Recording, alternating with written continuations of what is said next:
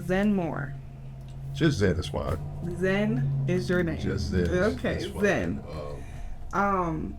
When you first came into my life and into the full period, I noticed that you were like a silent teacher, but didn't say that you were here to teach, but you are here to teach.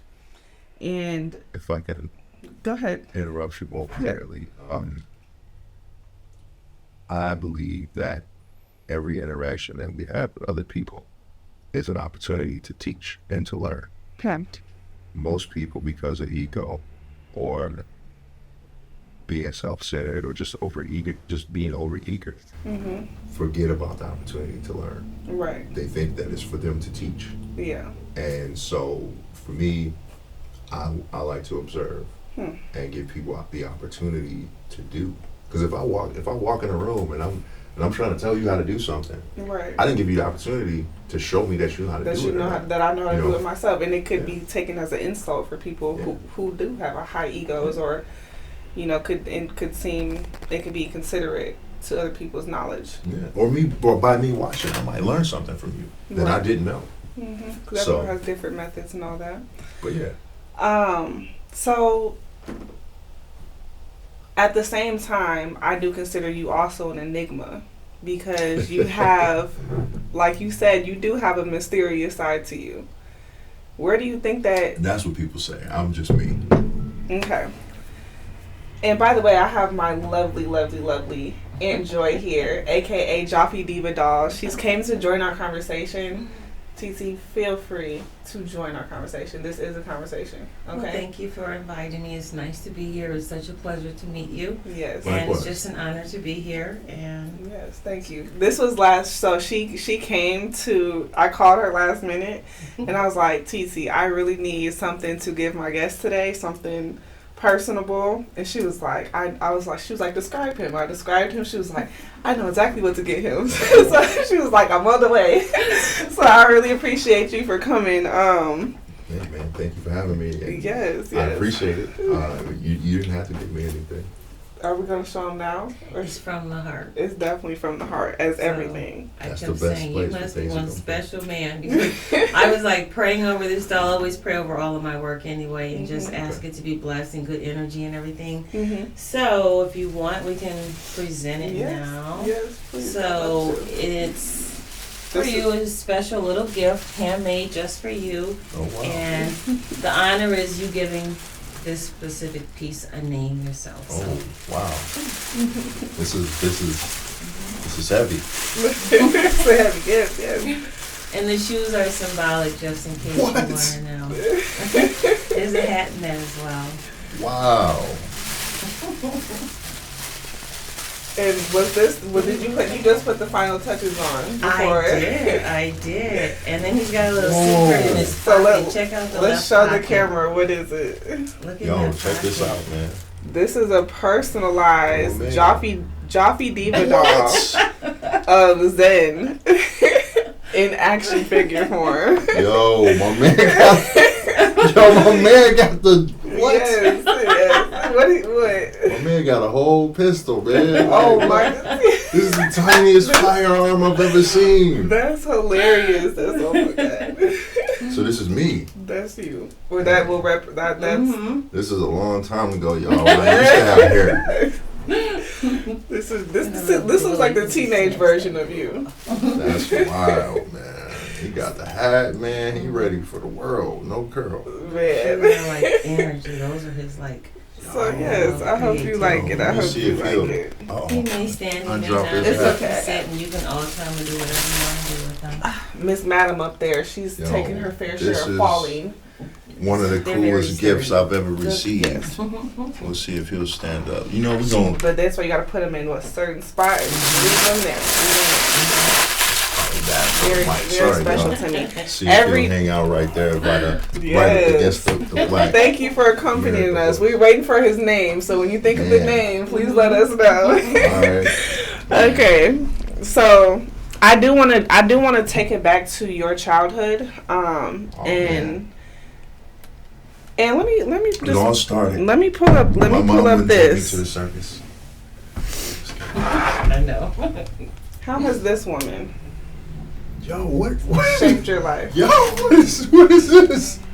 That is my grandmother. That is my nana. This your nana? That was like my best friend growing up. Yeah. So, growing up, how has she shaped your life? Man, she has shaped my life in many ways. What lessons has she taught you specifically?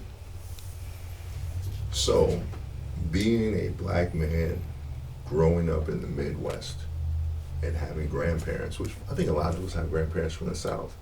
I don't know what kind of conversations everybody has, but my grandparents told me stories. Like, they always told me stories about their experience. Mm-hmm. My grandmother was born and raised in Mississippi.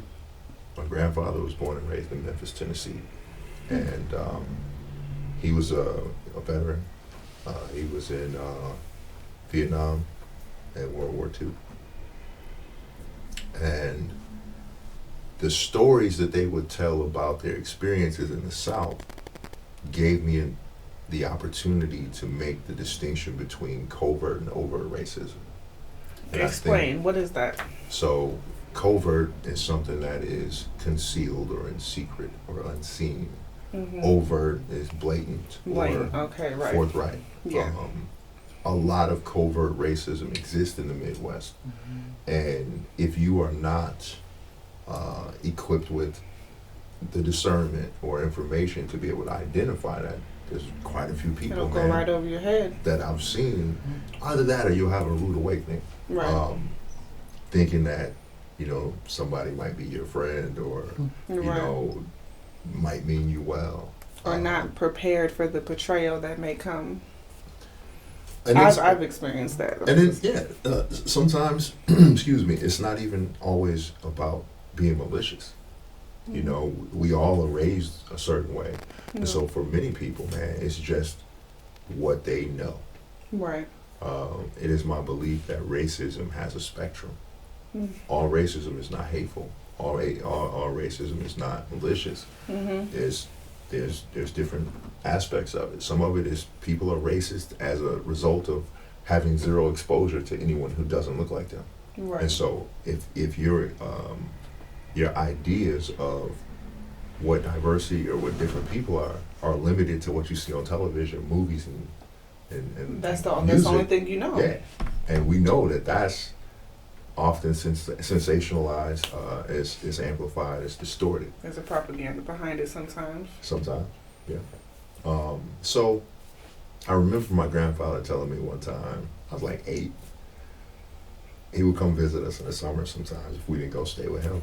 And one day he's just like, I hate coming up to the north, and my grandfather's voice was a combination of Morgan Freeman and Sean Connery. I'm not bullshitting. But so I'm a kid. I'm like, Granddad, what's wrong? You don't like our house? Mm-hmm. He's like, no. He's like, coming up to the north. He said, I know in the South, the white man don't like me. Right. We can work together. We can even have a drink. But I know where he stands, and he knows where I stand. And that's it. He said, up north. He said, the white man will pat your babies on the head and kiss your wife and have you over for dinner and shake your hand and secretly hate you behind your back. And I'm 8. So I'm like, what's going on here? I understand it surface level, but still I'm not understanding, until I start getting older and I start kind of observing these things. And so I learned early on to watch. I didn't... To become an observer. I didn't speak until I was almost 5. Really? Yeah, my mom thought something was wrong with me. But I guess I just didn't have anything to say. That is you. That's not surprising coming from Zen. I think that's more common than people know too, though. I've heard a story like that before. I think part of, even today, with our education system, it's not modified to accommodate for the different ways that people learn. Mm-hmm. So if you didn't learn this way that we created, you're slow. Especially back then. So I am very fortunate that Even the things that even though I wasn't saying much, the things that I was doing indicated something that, allowed me to not be, cast aside and put into a group that would have hindered my ability to learn. Right. But, unfortunately, there were people that I grew up with that I saw that did fall through the cracks because instead of someone, making the connection that, oh, this person is a visual learner, so let's accommodate for this. This person needs this to learn. This hands-on learning. I mean, some people need story problems. Some people need the numbers and the words, But makes sense. I'm taking on. I'm a special ed teacher, so I'm taking notes of some different methods and combinations. Always. I actually went to college to teach, and I didn't finish. I got married while I was in college, and that sounded like the worst decision. I'm just kidding. You know what? It was a lesson. And I don't mean that with any negative connotation. How long were you married? I'll just say long enough. Long enough to get what you need to learn from it. I think it was our lesson. You know what I mean? But I went to school to teach. My plan was to teach English in the mornings and teach art in the afternoons. But I didn't do it. So how your personal evolution over time? So from when you were 8 years old, you've been given these lessons by your grandparents, and you kind of took an observer role, and you watched things and you observed things that most people wouldn't see. How has that carried you into your 20s, your 30s? How has your evolution changed since then? You asking me to remember some times. Yes, I'm taking you back. I would say, like many of us, we've experienced trauma. We've seen things that we probably shouldn't see at early ages.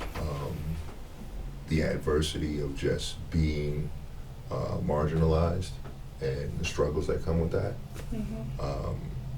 So I think I learned early on the fact that having certain feelings and being able to express them freely has been, for many people, a luxury, and not having the time or luxury to make mistakes. Right. And so you either make a mistake and you learn from it quickly, you don't make the mistake, or you don't even try. You don't try. And I've seen so many people not try. I've been in that space where, I spent a lot of time where people thought, oh man, this guy's got it together. And I didn't. I did not have it together. I think especially for being a young black male, there are stereotypes, but there are things that are imposed upon us. And oftentimes the things that are imposed upon us have nothing to do with maintaining or accommodating for our mental health. Yeah. So there's this expectation to protect, provide, and produce.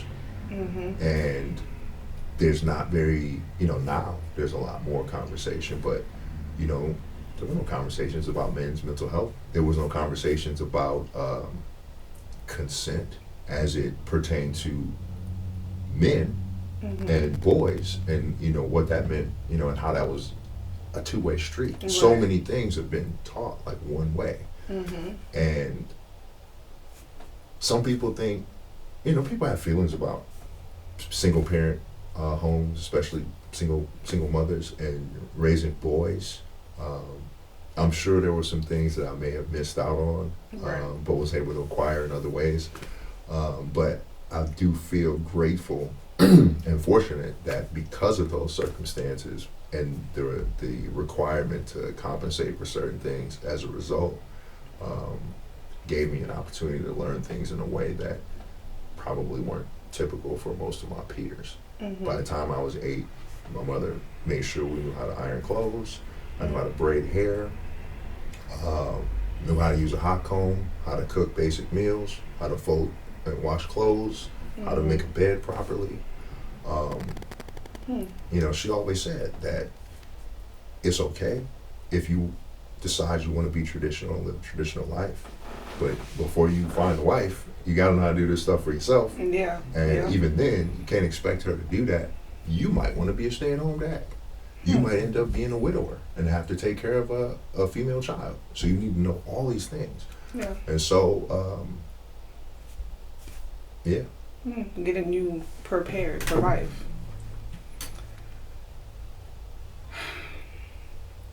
I do regret not learning how to fix cars, though. At what point did something spark not evolution, but a form of elevation in you that you couldn't find in your parents or your grandparents' life lesson? Like, was there a certain philosopher or a certain book that opened the genre up to mental health for you? I think it was my own pain. And I think that's probably true for all of us. What we experience is what shapes us, and how we determine or how we navigate the thing that shapes us determines what we do with that shape, if that makes sense. It does. Some of us become blunt objects, some of us become sharp, and we sharpen others. Some people become sharp, and they kill others. We know what people do with sharp things. Yeah. But yeah, I think that my experiences, negative and positive, are the things that forced me to level up and leveling up. I think we live in a material society, so we often are conditioned to think of any type of leveling up as being something material. So, oh man, I've acquired this thing, or I've achieved this status, or I have this title, or something that I can show to someone. Yeah. And a lot of it is internal. Yeah. And it doesn't matter what you have externally if you have not either done the internal work or had the experience to maintain the thing you have. Whether that's a relationship, a child, a car, money. That's the thing. Everyone wants $1 million, but most people wouldn't know what to do with $1 million if they got it. It would slip right through their fingers because they haven't reached a point internally to be able to hold that money or energy to feel like they're deserving of that $1 million. So they're going to go trick it off and spend it this day, that way. They buy everything they wanted to buy. But I feel like real millionaires, they got to the point where if they lost it, they can get it right back because they've learned how to do it along the way. You disagree? There's different kinds of millionaires. Right. Everybody what do you mean? Didn't work hard. Most people didn't work hard. You're right. And it's no diss. It goes back to what we say and we do. I mean more so like self-made millionaires. People who don't have it, now they got it. I hear you. I'm answering the question. Okay. So, I don't think anybody really wants to be a millionaire. Why not? That's interesting. It's an interesting take. Look at our world right now. Look at who's in charge. Look at the people who look at the condition of our world right now, particularly our country. You like Beyonce? That's my Beyonce. I love you as the Queen Bee. Right? What do you mean? Yes. Okay. Do you agree that the current state of people, for people that look like us, is good or bad? I wouldn't say good or bad necessarily. I feel like it's worse off than other races. All right. You know what? Let's take race off the table. All right. But let me just say this. I would say bad as far as our daily agenda, what we get fed every day through social media, and the typical person's mindset is very concerning.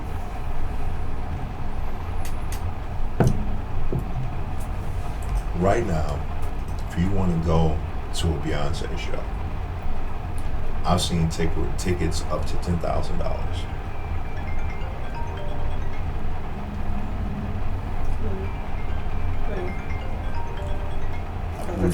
Would you pay $10,000 to go see Beyonce? Oh, absolutely not. She's on my Apple Music. I see her on YouTube, and that's what it is. That's ridiculous. It's not ridiculous because she's a terrible artist.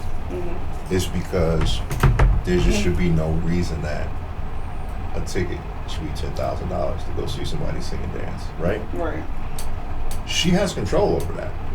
She does. She could 100% go to Ticketmaster and get on their neck and be like, hey, this ain't cool. These tickets need to be $25. Yes, but for the amount of people that would overload,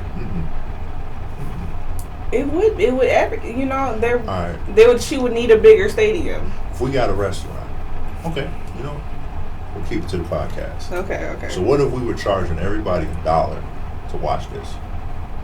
People would probably pay $1 if we were talking about something decent enough, right? Yeah. And then what happens when the seats are filled? It's sold out, right? Mm-hmm. You've sold out. You have a fan base.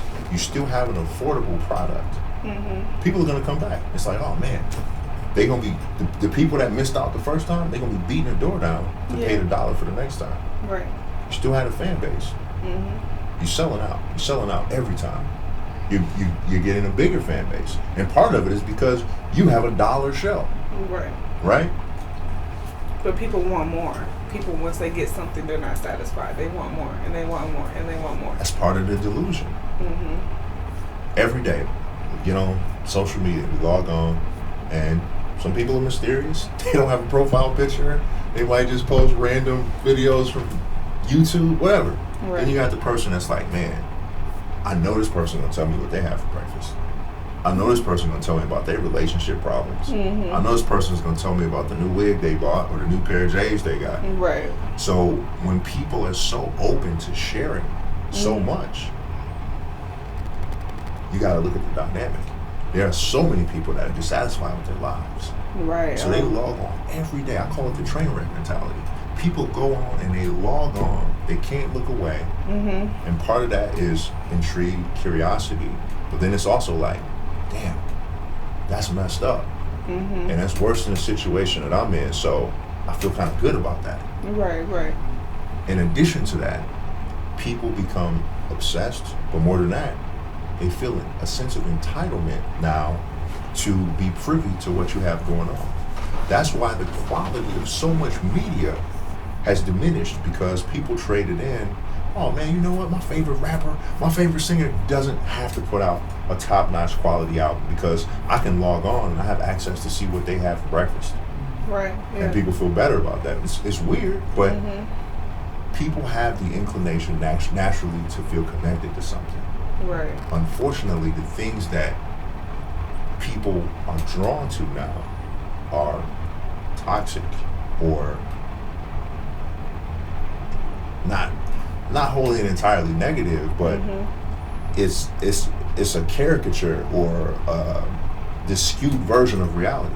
Yeah, very skewed. You see my post this morning, I'm like, the amount of undesired news I get on my timeline is very unsettling. Like, I don't want to be bombarded with someone being shot or news from the baddies every morning. Like, why can't my algorithm show me stuff that I want to see? What is a baddie? Oh, I'm not going to go into the definition of a baddie, but if you want me to try to explain what a baddie is. I'm halfway teasing you, man. Okay. I just wish, and this ain't no diss to nobody, man. But shit, I don't care.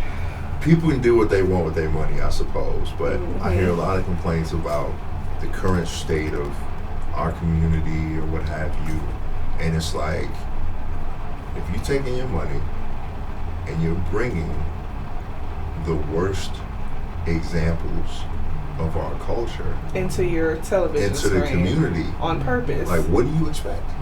I remember I've never been the type to watch baddies or any reality TV show like that, and there was a point in time where I got tricked into like of watching it for a day or something happened, and then that day I started acting like a baddie because I was just toxic as fuck, because I just felt like, well, if I do this, then I'll get him to like me more or I'll get more respect. But it was just hurting me on the inside, and the next day I was like, absolutely the fuck not. Like, but I don't know, maybe it's also what you're aligned to, because because I've never been the type to watch a reality TV show, but there's some people who just like that stuff because that's who they are. I don't know, man. I've always been one of those people that's like, I like I like knowing how things work and what goes on behind the scenes. Like I remember being excited to buy an album and look on the liner notes to see who played the guitar here, who wrote this, who did that. Mm-hmm. And so knowing how TV shows work and having known some people that, you know, had some experience and connections to that, and finding out how much they edit those segments to where if you saw like the original footage, it's damn near not even the same thing. Not even close. Like I knew a guy who worked on Oprah's show before. He was like, dude, they edit so much to make her look like she's always right, and like if there's ever any point where somebody is like saying something to make, you know, her look, they'll cut it off. You know, and I'm not picking on her. That was just the example because that's somebody I know. But what would you consider a baddie? And not in general social life, but what would you consider a high value woman? Wait, so that's I don't think a baddie. Those are not the same. Oh, okay. In my head, so a baddie can be labeled as ratchet, but like a baddie can also be like someone who's on her shit, look good, feel. You know what I'm saying? Right. Me personally, I think a high value woman is someone who internally knows who she is. Mm-hmm. She walks in confidence. She's not influenced by those around her or the outside world. Yeah, she does her own thing. She has her own foundation. She knows exactly who she is without compromise. That's a baddie to me. See? So the baddie show is like the definition, but I still don't think the term baddie should be used. Because it just puts a negative connotation in people's mouths. I don't know, man. To me, that's kind of like YNs. Right. It sounds bad. I don't like that shit. I don't like that shit. And now they're talking about the female YNs. I just keep whatever acronym you use for them people out of my face. So are YNs like gang people or just what is a YN? So a YN is a young. But what does that mean? It's a young nigga. Like a young, you explain so what it is. A YN is a young nigga, but it's. I personally feel like I understand culture, and I know like even during our time we had stuff that we said, or like I'm one of those people. I don't like hearing women call each other bitch. I don't care if like that's y'all report. I'm not gonna join into that. Like bitch. I use that as an example when I try to explain to white people about not using the N-word. That's like, okay. They're free to do that. I'm not going to join in, even if I'm given permission to, because I just don't subscribe to that. The YN thing is like, in addition to these connotations that become popular culture, not only is it, in my opinion, a negative way to describe or depict ourselves, we are so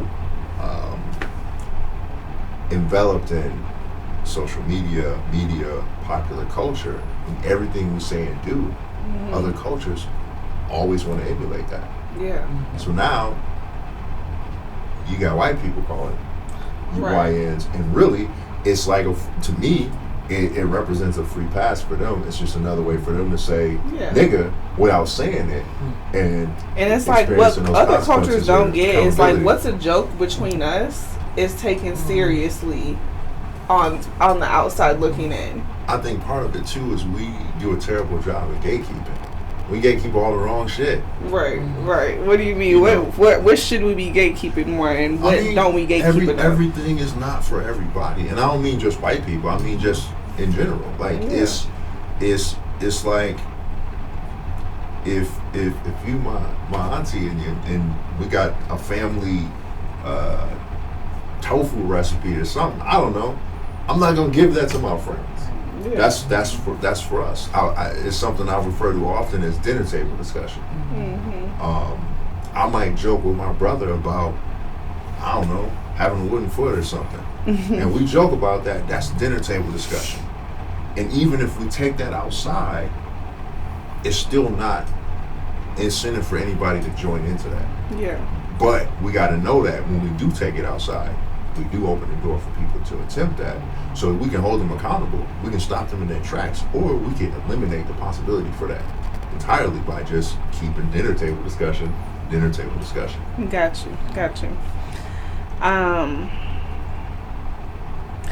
I always ask this question because it's very interesting. The responses I get, and this is one of the questions that you really get a grasp of who someone is. And so my question to both of you is, if you had to pick one relatable character from any movie or TV show, who would best represent you? Who would it be? Oh man. Who are you when it comes to a different character? I don't know, man. I'm not ever good at describing myself. I kind of leave that for other people because. But she knows hers. Yeah, what's yours? Mine doesn't come from a TV show or anything like that, but I would have to say Serena Williams. Oh yes, of course. The strength, the power, the resilience, the ability to just keep going and keep going and keep going. I mean, and she knows she's a beast of tennis in real life. What? Yes, she's been teaching me for the past year. So you're she's like the OG in tennis here. The second person that I know personally that's a tennis player. So my friend Eva, what's up Eva? Was like competed at a high level playing tennis. It's something I never tried. You gotta try it. It's fun. We gotta take him out there one day. Yeah. I would like to try tennis, man. That would be fun. I grew up playing soccer and running track and playing basketball in the neighborhood, but a lot of people assume that I played basketball because I'm tall, but I didn't actually grow till I got out of high school. Really? When I graduated high school, I was 5'7". Are you 5'8"? That's. And I'm 6'5" now. You trick people. All the girls you could have had, they're like, "Damn, I missed my shot" when they see you in college. The girls was not checking for me back then, man. Why? Why were you like quirky or man, I was different? I was quiet. I was nerdy. I wasn't really interested in everything that everybody else was. Like I wasn't. And this is no diss to anybody. I just wasn't that. It was during a time too where it wasn't super popular to be dark skinned.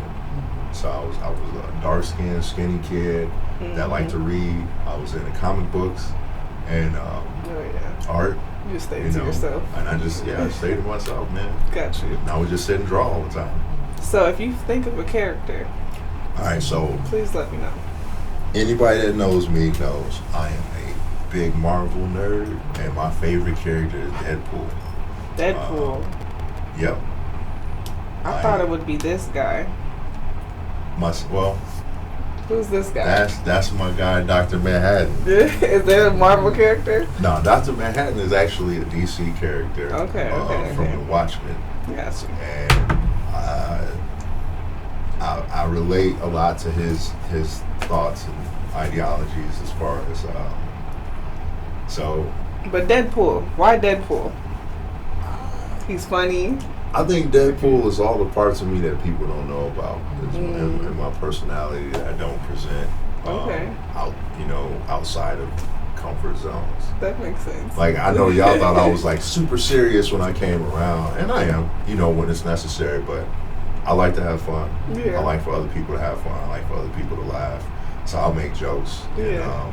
And, I know my sense of humor is a little bit different, so sometimes people don't always get jokes, or they'll think I'm serious, and I'll be joking. It's like that undertone of we don't know if he's joking or serious. Yeah, man. But no, you're definitely funny. You definitely brought. I did think that at first. Like he's the mediator. He's the serious one. He's gonna. I need Zen in all the meetings just in case somebody blows their top. He knows how to cool them out again. But you definitely bring life to the group chat.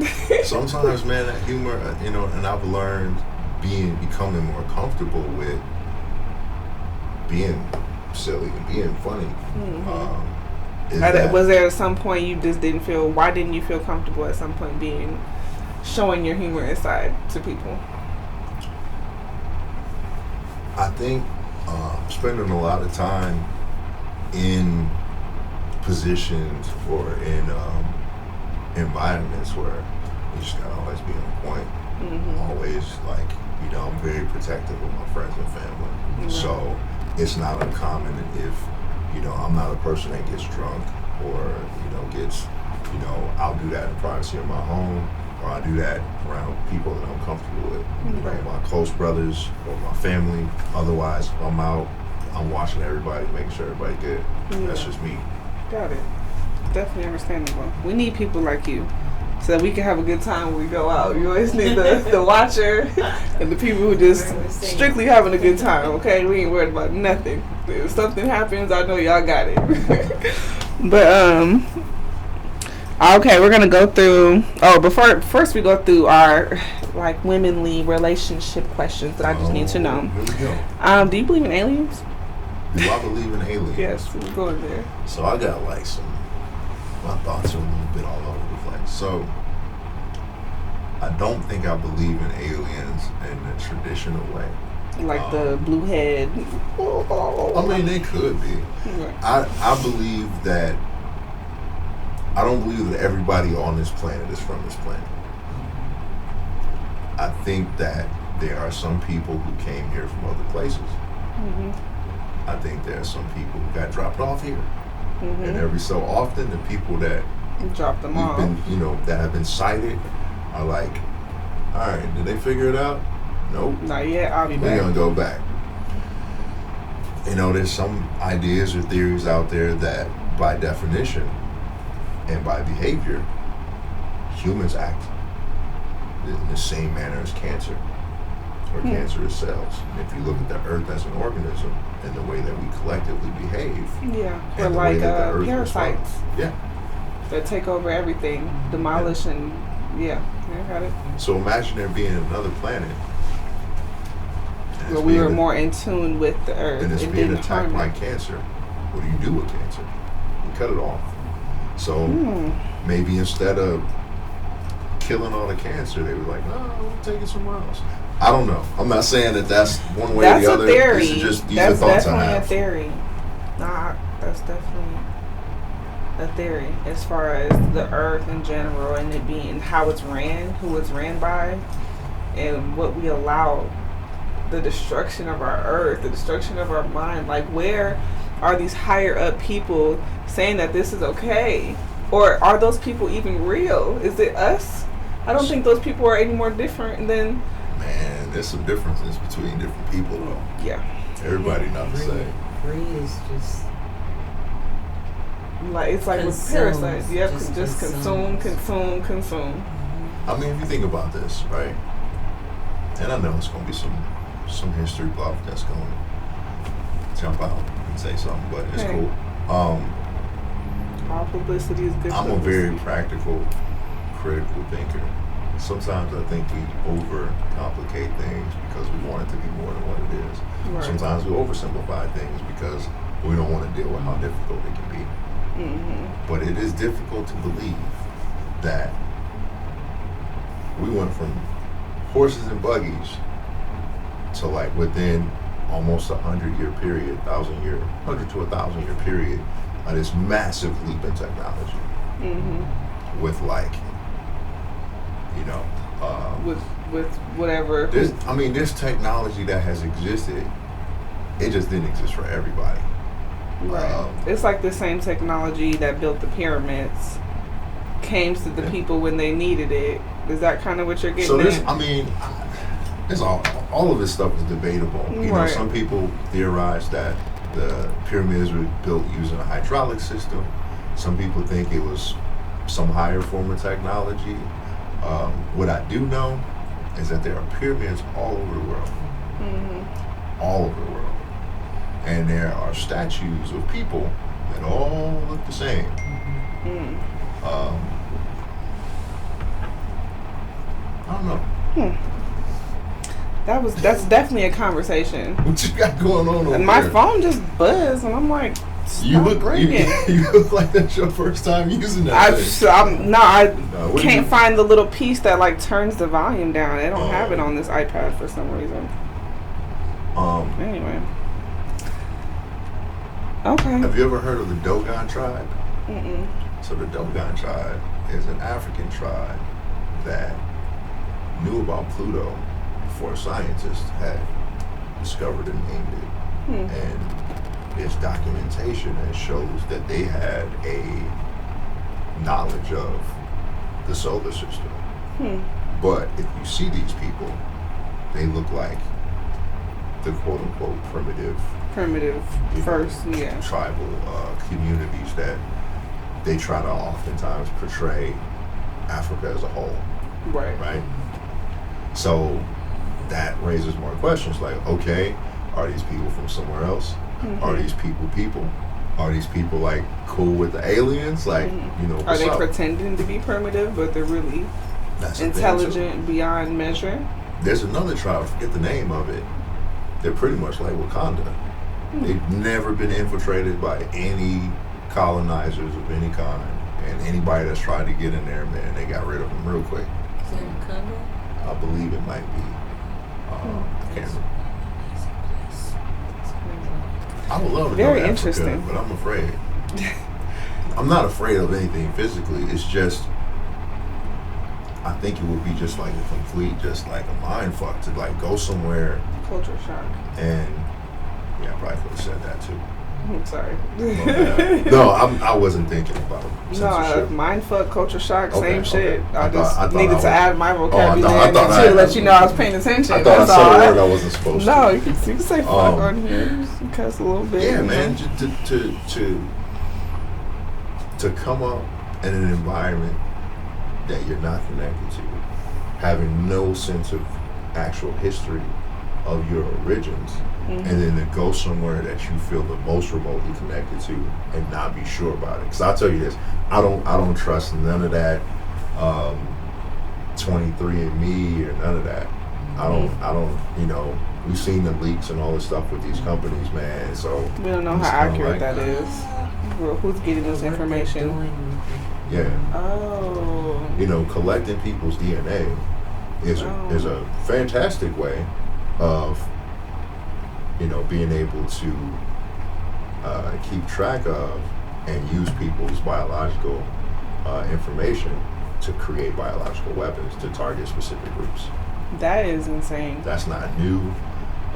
It's not something that hasn't happened before. Yeah. They just get better at it.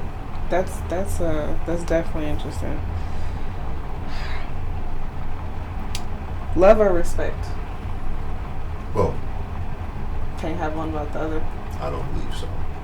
Because even if you don't respect the person, you have to respect the concept in order to apply it or dismiss it. Right. So either you love and respect me or nothing, or you hate me. Or, if you can't have one, it's not going to last long. Right. Interesting. Intuition versus logical decisions. How can you tell the difference?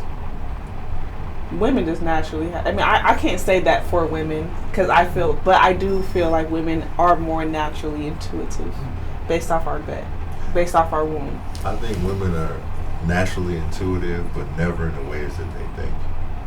In the right ways. Because if that was... we jump to conclusions real fast. If that was accurate, I think that there would not be a lot of the collective choices that are made. Understandable. Makes sense. How do you know when a man truly loves a woman?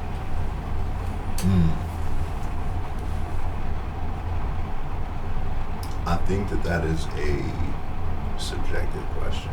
And I say that because everybody's criteria for what love is and what is required, expected, or compelling is different. But not in the short term, but in the long grand scheme of things, how can you tell when a man loves a woman? It's still, okay, you're not going to answer your subjective. It's not about me not wanting to answer. It's about not being able to answer a question like that because it varies. There's so many different variables to it. Now, if you're asking me personally, I am asking you personally. For me, protection. All the things that I mentioned earlier, and I didn't mention those things that are expected of men as bad things, but those things have to be warranted by something, right? And they have to be maintained, just like the opposite end of it. I can't ask you to bring me peace if I only give you chaos. Right. I can't ask you to make a home out of a house if I'm not giving you the tools to do that. Right. The same way as you can't demand or expect my protection if you don't offer me respect. And part of protection is the major percentage of protection is prevention. Yeah. So if you can't trust me to give you the guidance to tell you how to avoid the situation to be in, then it's not gonna work. Right. It's like, let me do my job. Because I can't be with you 24/7. Right. So I have to make sure that I'm showing you how to navigate in my absence in order to be able to protect yourself when I'm not there, or the children, or I love whatever. that. I really very much do love that. I made a post that pissed a couple men off. Uh-oh.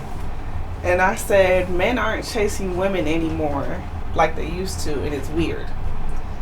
And I meant it in a concept like, back in the day, or when you look at any animal species, the woman is the catch. The woman is the prize. And I feel like a lot of time, men's mentality now is like, I'm the catch too. I am the one too. I want to be praised, or these guys are wanting flowers and notes and stuff too. And what gave you that idea? Where did you get this concept from? What did you see? What was said to you to make you believe that? And that's the way it should be. Well, I'll just give you an example. This is just off the top of my head. Like, this girl was talking about the club scene in this video of a club scene where all of the guys were in the front acting like groupies for Metro Boomin's first album, or his album that came out. They were all like, well, and all the girls were in the back. And I'm just like, what's the point of going to a club? Is it to impress your homies, or is it to mingle? Or, the infatuation with the woman isn't the prize anymore. It's all about the male figure, and they want to be up front first. And that's just one scenario. Man, but it's just not. That's a lot of direction. It's just like not taking the initiative and saying, like, what about me? Where's my appreciation? You know what I'm saying? Like, not leading, I guess, in that aspect. I mean, part of that goes back to what I just said. You can't lead somebody that's not willing to follow. Yeah, and women are the problem too. It's a two-way street. A lot of it is, man, I believe that communication is the key to every door. Right? But if the communication is broken down, you're not going nowhere. No doors are going to be open. No streets are going to be walked. It's bigger than one person or the other. A lot of it has to do with the ideas we have of how things should be. Right. So I consider myself kind of old school and traditional in some ways, but there are things I have to unlearn, because just because something is normalized doesn't make it normal.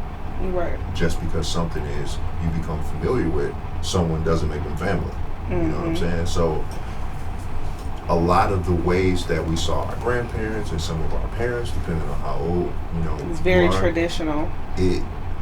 A lot of it was a matter of circumstance. Oh man, my grandparents, they stayed together for this. They stayed together because they had to. She couldn't have any other option. She couldn't get a bank account. You know what I'm saying? It was illegal. They didn't have Snapchat where they had 10 guys hitting them up every single day. Just saying. So you know what I'm saying? I'm just saying the exposure to different. It's like we have men and women.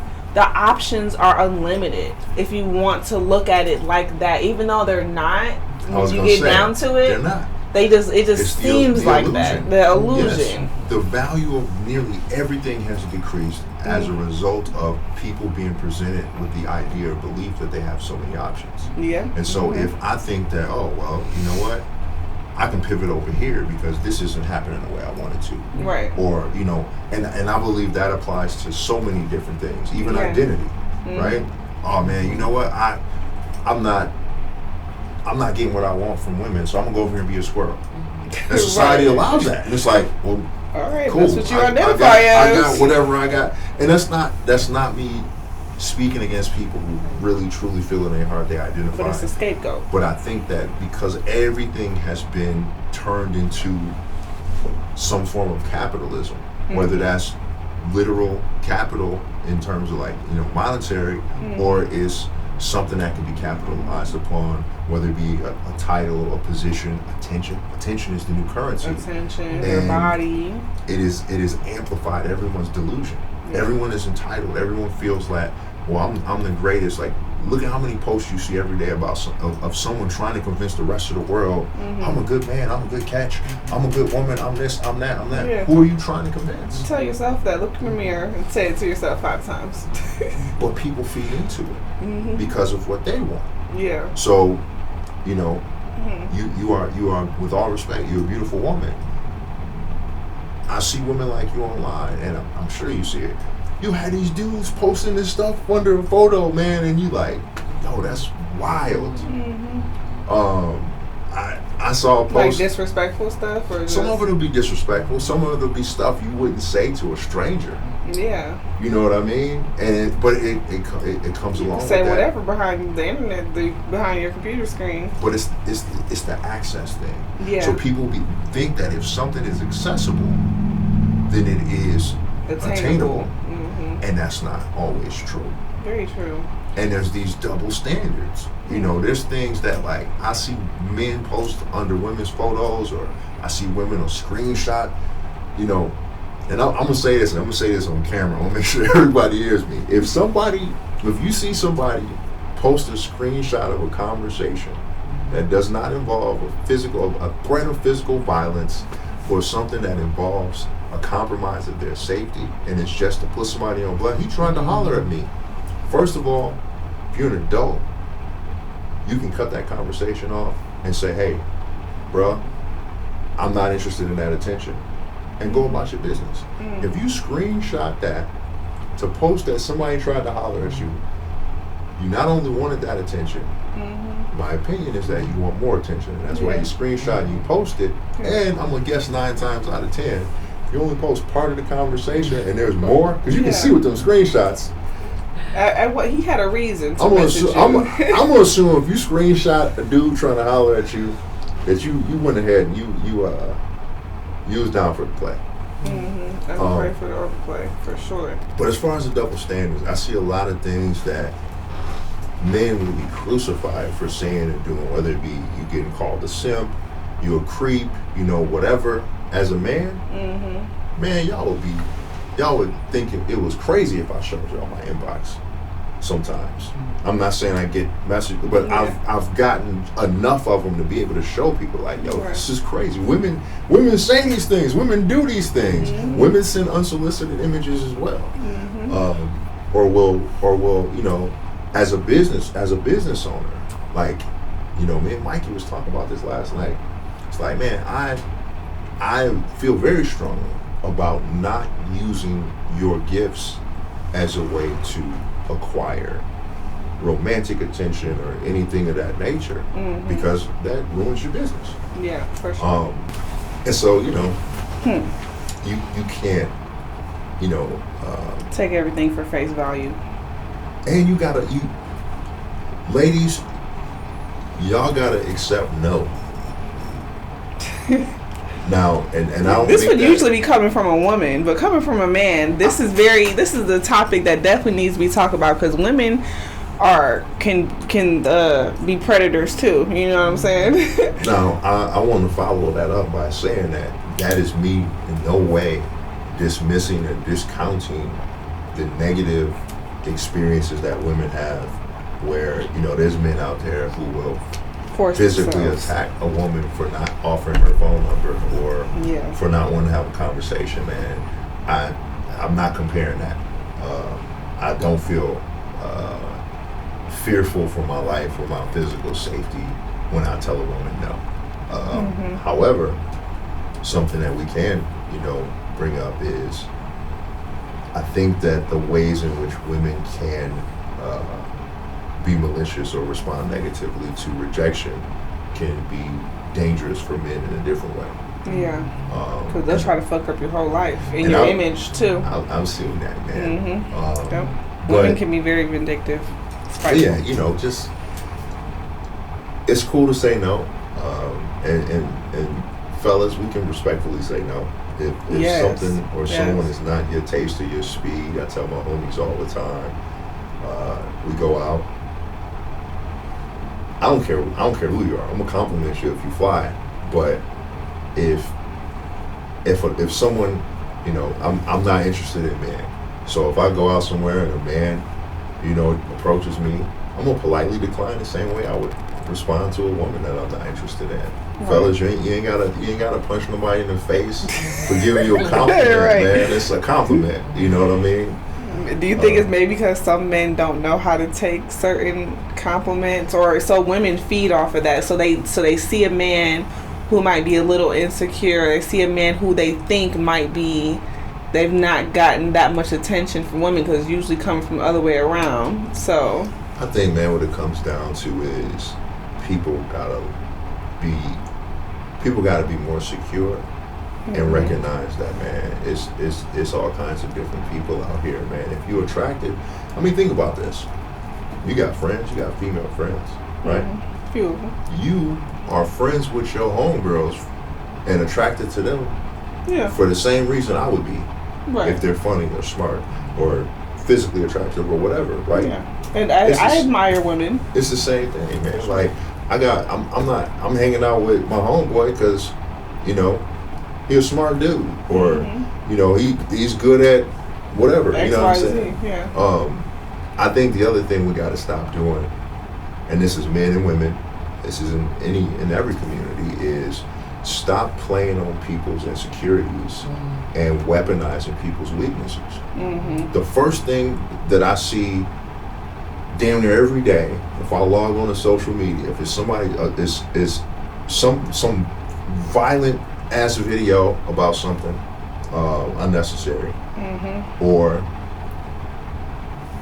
a woman finding some way to call men gay.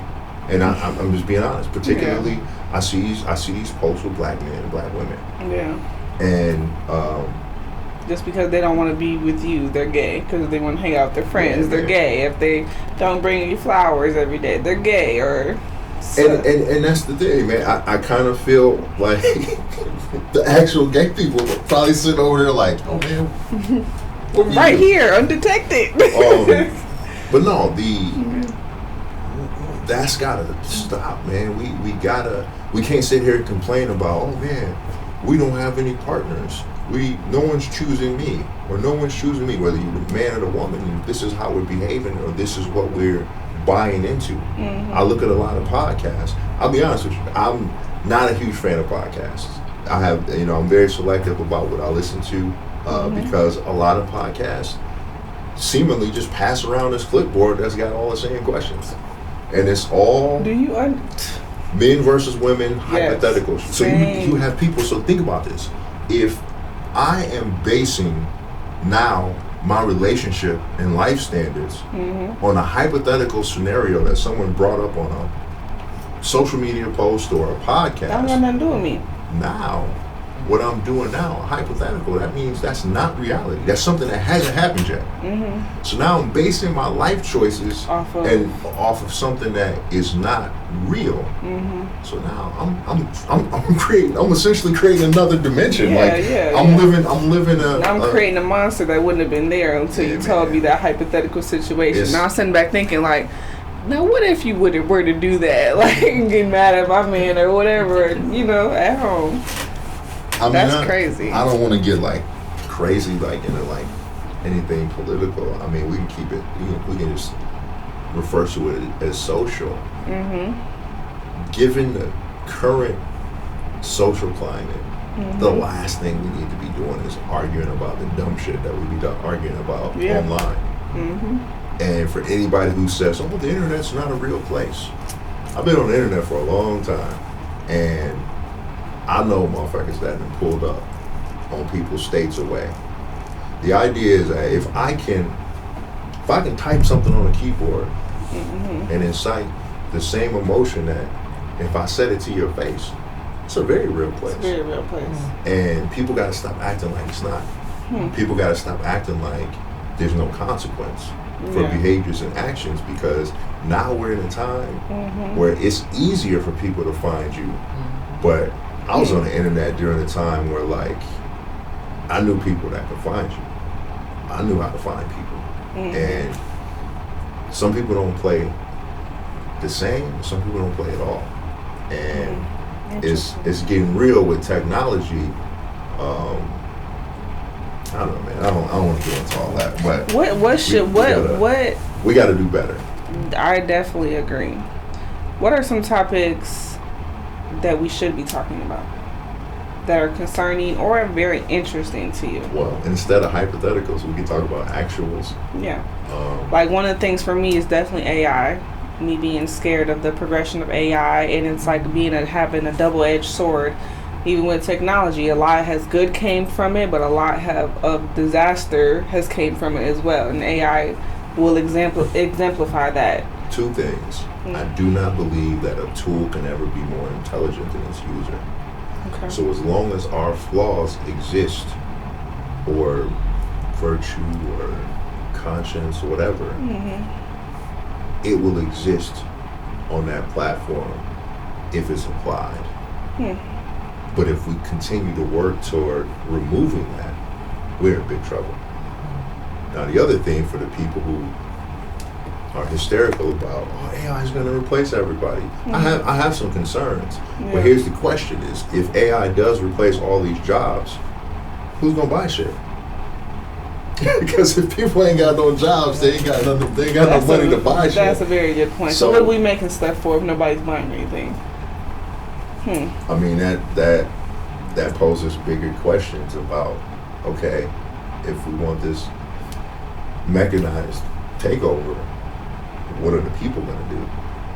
So now we got to reference every science fiction, apocalyptic film hypotheticals. From the 80s up to, well, it's not hypothetical anymore. Yeah.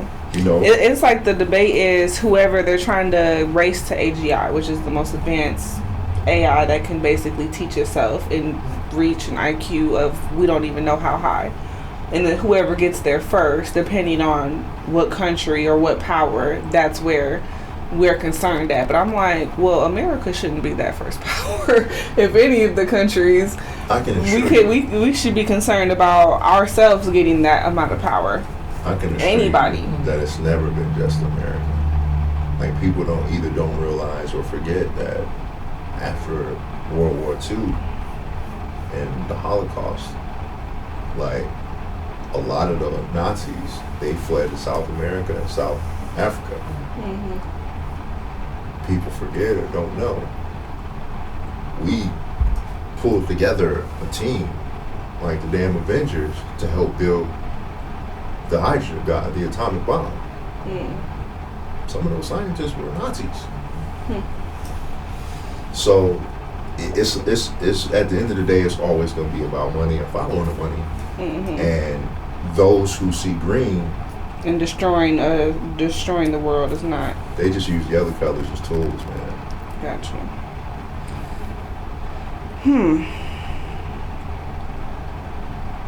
How do you judge someone's character? I don't. I try not to judge people. I do believe in vocalizing educated observations. I look at people's actions. I look at their fruits. And the consistency of those actions. Anybody can put on a show. But I don't know if you ever seen somebody tap dance. Motherfuckers get tired after a while. My ex-husband, he was a tap dancer. We not gonna talk about that. I didn't know y'all was married. Yeah, we were married for a year. Man, yo, that was a dancing ass dude, man. I remember definitely a dancing ass dude.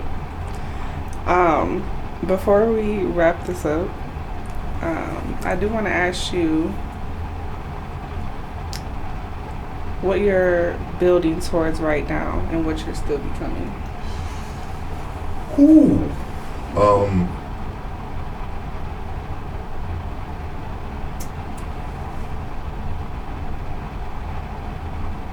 So,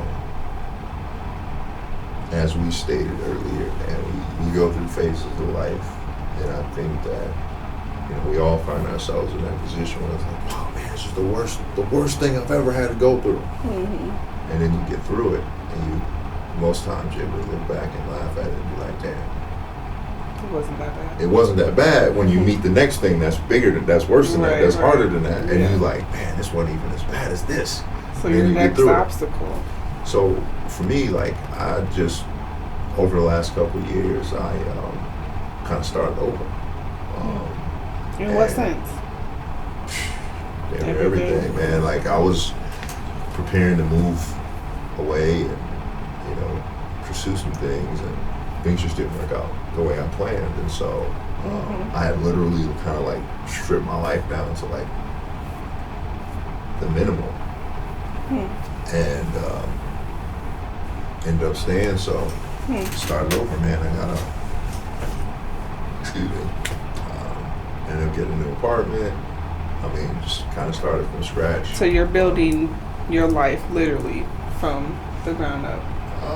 I've started over multiple times. Okay, yeah. And so I'm not a stranger to that. I think the combination of this current climate and being in a space in history that hasn't existed before. I mean, there's things that are repeating, but then there's things that are not. There's things we've never seen before. Yeah. And not really knowing how that's going to, what the outcome is going to be. So many uncertainties with our surroundings. Right. I can't really tell you that I got like this super definite plan. Like ultimately, man, I guess if I had to strictly answer, my plan is to survive.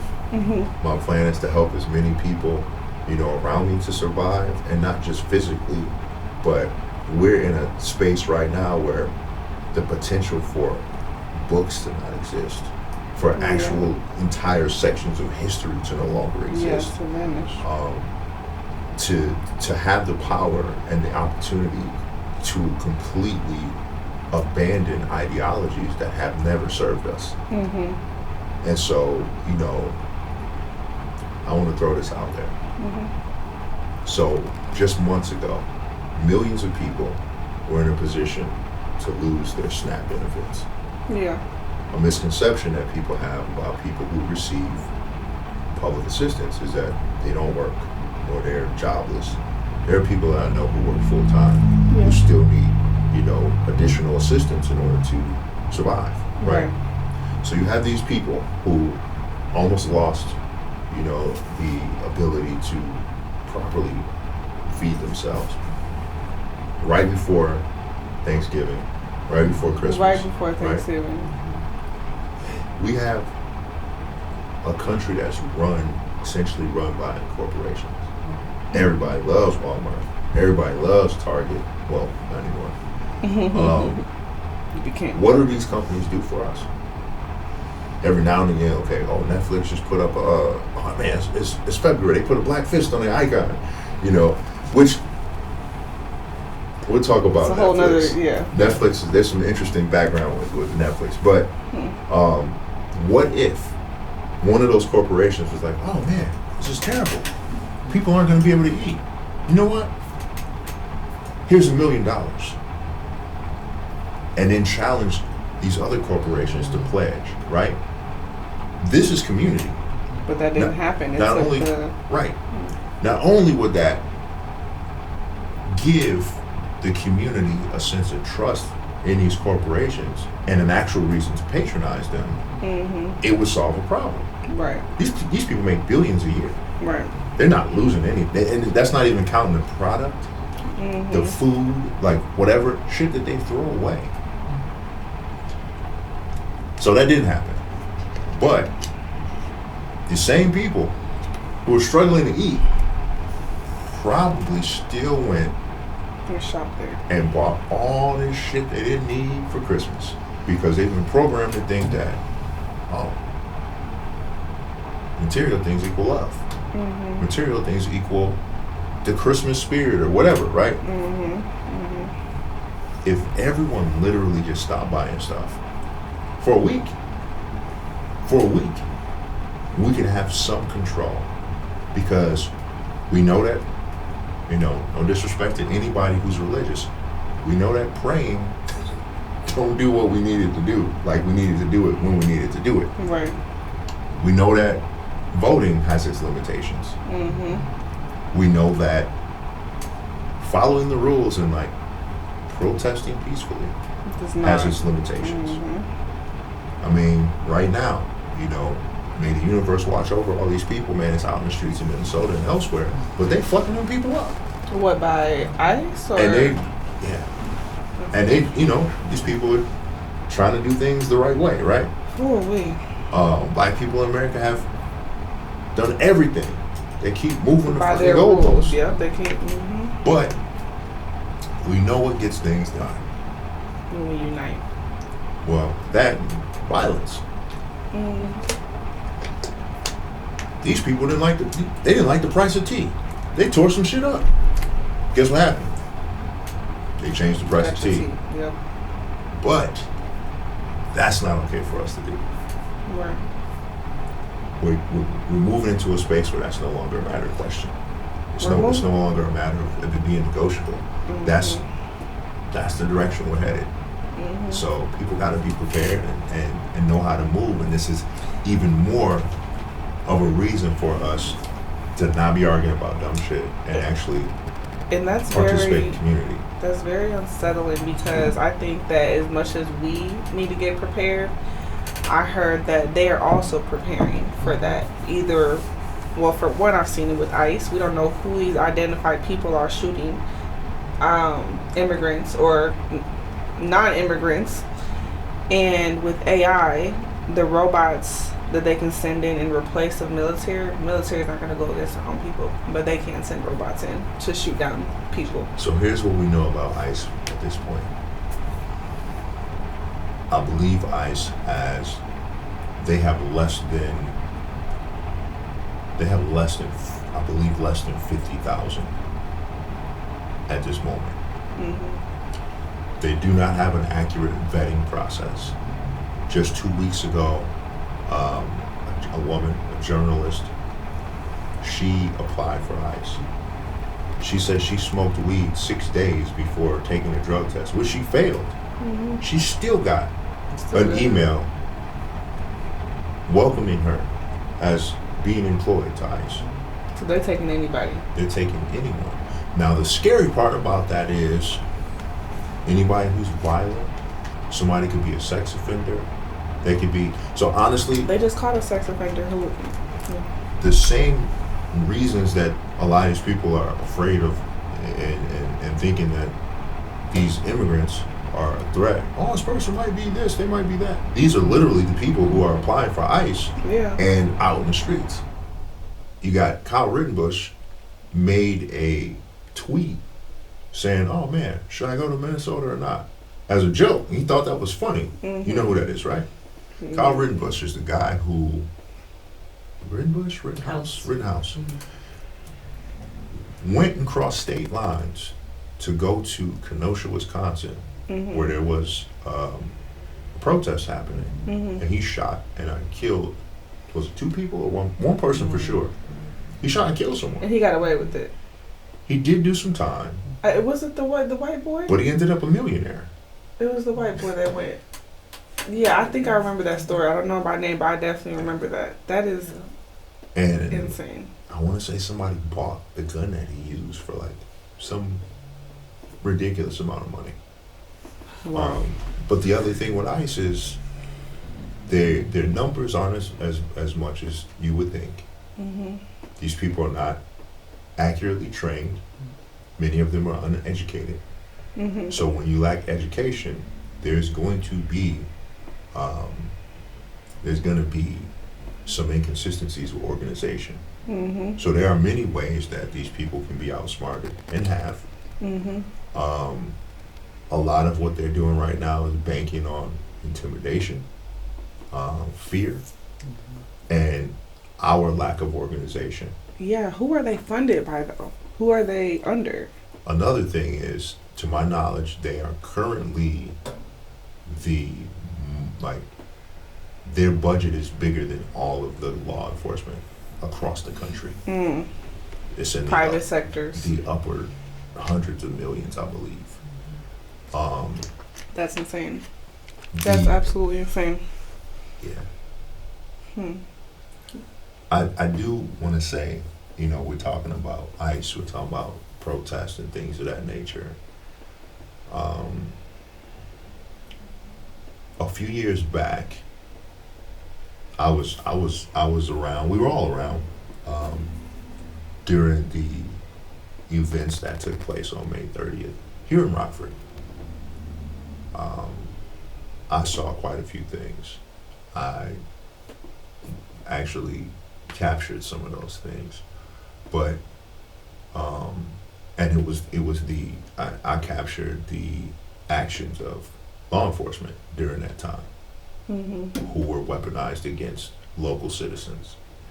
Now, the infuriating and ironic thing about that is I literally watched 2 marches happen last weekend that were approved by the city, that took place in designated areas.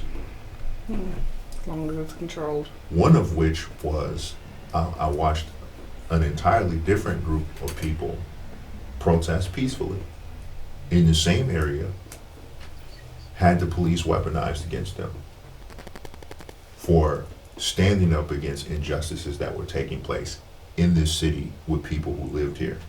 Meanwhile, and this is not me discounting the death of any citizen. It's unfortunate what happened to the young lady in Minnesota, but it's wild to me to watch people in this city go outside and want to march and protest for that, somebody somewhere else, but nobody's had anything to say about the people who were losing their lives to police brutality here.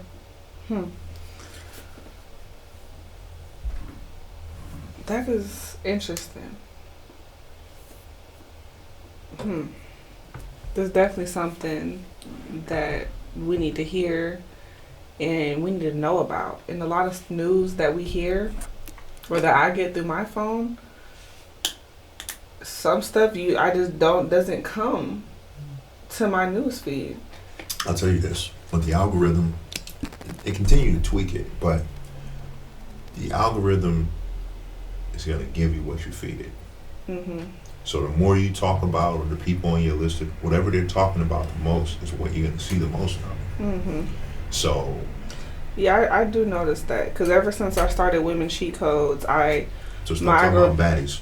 No, I don't talk about baddies. You can look on my Women Cheat Codes group. I'll invite you to it. I'll never talk about baddies, but it's more so like inspiring women and motivational stuff. So my algorithm is a lot like that, but I do get some stuff. I'm just messing with I know. I don't want no smoke from the baddies. I don't want no problems, y'all. They ain't on nothing. Thank you, Zen. Thanks for having me. Thank you so much for coming. And I knew I was gonna pull out a lot of wisdom from you, and I'm glad that you were so open to share what you had to say in a way that's understandable and relatable to the people, hopefully my audience, and especially to me, and I know my aunt. We took a lot out of this, and it wasn't like in a way that was, so specific or like angry or, because I know there is some things that you do feel passionate about, but the way you present it is in such a wholesome way, and you could just tell that you're so wise, and thank you. Thank you. Wisdom. I had a conversation with somebody about this the other day, when we were talking about the difference between being wise and being smart. Being smart is reading a book. Being wise is going and applying what was in the book, and then learning from the result of that. And so wisdom is just an experience, and everybody has different levels of wisdom, Right. because everybody has a different experience. Yeah. So it goes back to the first thing we talked about, is those opportunities to teach and learn, and you got to take full advantage of every aspect of that on both sides. Beautiful. Thank you again. You're welcome.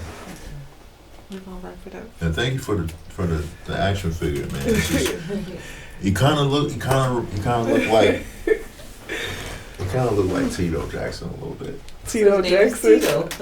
Or Mr. Jackson. I'm calling him Tito. Man. That's Tito. Okay. That's Tito, man. Thank you for joining us, Tito. You made the show today. Appreciate that. Tito got some. Tito with the emerald slippers on. Right, you slip and slide, right? You just moves.